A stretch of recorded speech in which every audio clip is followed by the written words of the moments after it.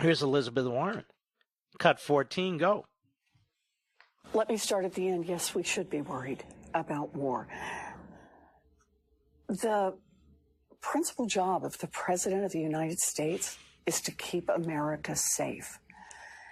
And ordering the killing of Soleimani, who was a bad guy. Stop. What do you mean was a bad guy? A bad guy is somebody who, doesn't give you the right change intentionally, talks behind your back, doesn't pay for a date. That's a bad guy. He's a bad guy. It's like calling Himmler a bad guy. Oh, he's a bad guy.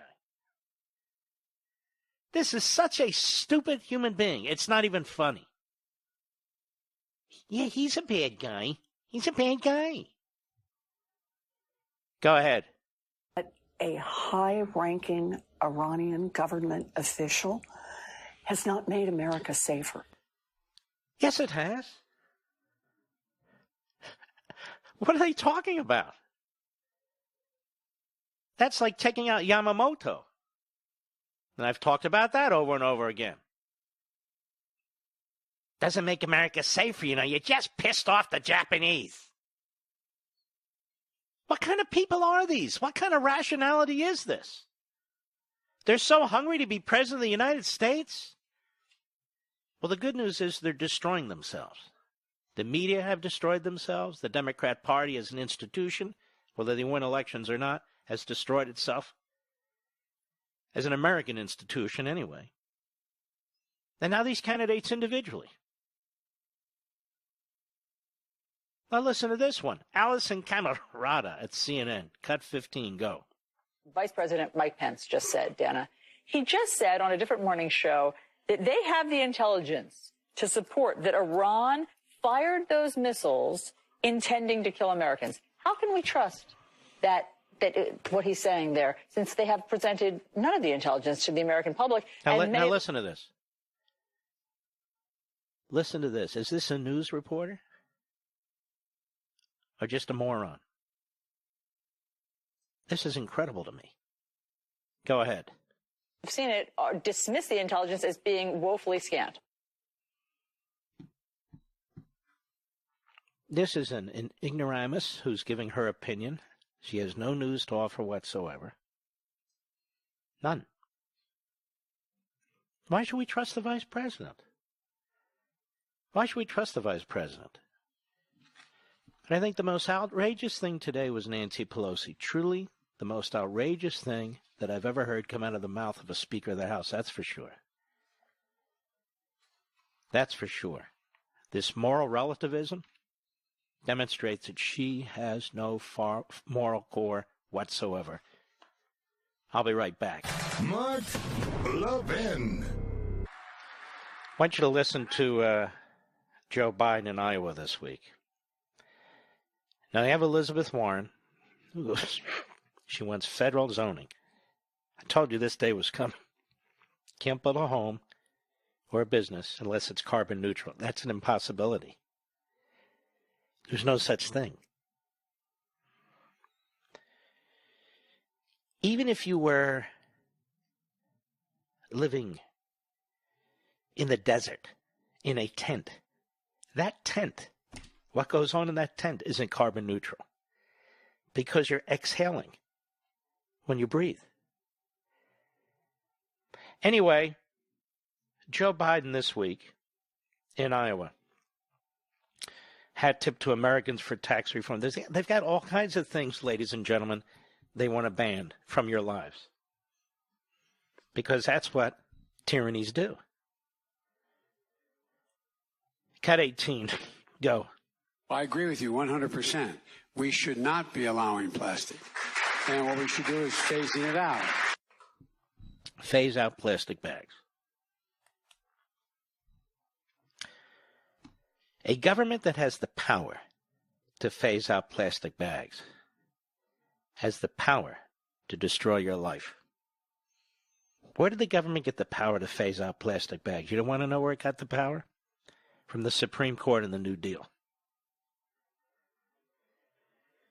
Where the checks and the power of the administrative state were destroyed.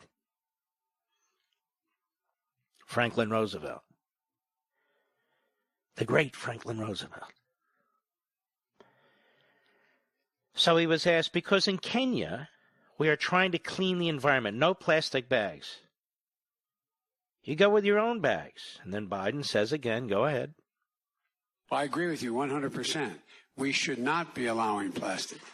And no plastic bags, no plastic straws, soon no plastic cups. And as I posted today, how about plastic surgery? If we did without plastic surgery, you know what happened to Joe Biden's face? It would melt. Like one of those Indiana Jones movies. Imagine what would happen to John Kerry's face, which is already disfigured. Imagine. Or Nancy Pelosi's face, for that matter. Imagine the undoing of all those eye tucks and facelifts. Oof. So I say, if we're going to get rid of plastic straws and plastic bags, we should get rid of plastic surgery for leftists. Way too much plastic out there. I mean, folks, this is the problem. Even the small things they want to control. The big things for sure, but even the small things. Nothing's off the table. Nothing. When you have so many laws, you have no laws. It becomes a lawless society. I hope that makes sense to you. We're going to outlaw the amount of soda you can drink, the size of the cups. We're going to outlaw plastic straws, plastic bags, I guess everything plastic, everything foam. We're going to outlaw big things too, you know, like your right to bear arms. Elizabeth Warren, we're going to outlaw new homes unless they meet federal zoning requirements that she mandates. We're going to outlaw new business facilities too. They don't learn from Venezuela. They don't learn from any of these things. It's really quite shocking. And they claim to do these things in the name of the people. Joe Biden's been around a long time. Elizabeth Warren, Bernie Sanders, all the rest of them. They've been in government or they've been in academia. What exactly do they know about anything? Exactly nothing. Our first and maybe our last caller of the evening. I'm sorry, folks. Ali, how are you, sir? Great. How are you, Mr. Levin? Very well, thank you, my friend. I'm originally from Syria. I want to say that to American people. God bless America and bless our troop and bless our president, because the killing of the evil guy Soleimani, the one he is behind killing over 1 million Syrian people, was his terrorist group in Lebanon, Hezbollah. Again, God bless America and God bless you, my friend. And Ali, notice how our media don't find gentlemen like you to talk about what's taken place. Have you noticed that, Ali? Well, those people, they don't live over there. This guy, he is an evil guy. Evil, probably he is better than him.